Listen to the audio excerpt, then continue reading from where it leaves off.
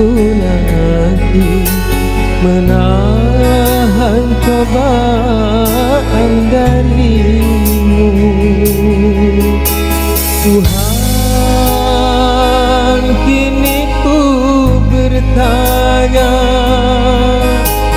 sebenarnya aku siapa? Tuhan, coba tolong diriku yang sesungguhnya. Untuk siapa?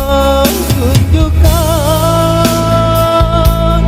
coba tunjukkan. Aku dilahirkan untuk dia.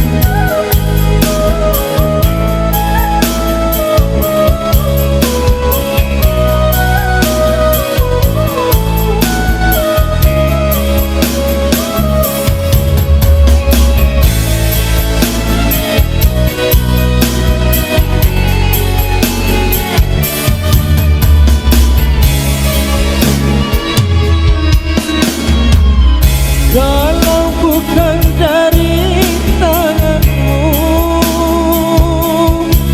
mana mungkin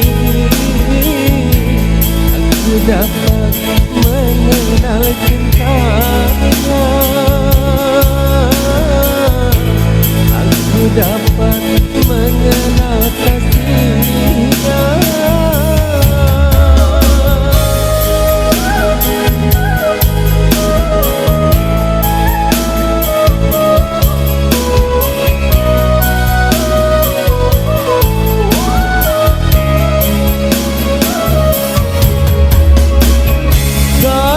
Bukan dari petunjukmu, mana mungkin aku akan dapat memilih di antara orang yang ku cinta.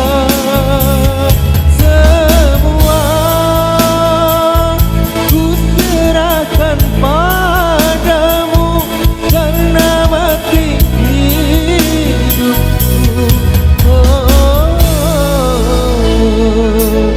ada di tanganmu.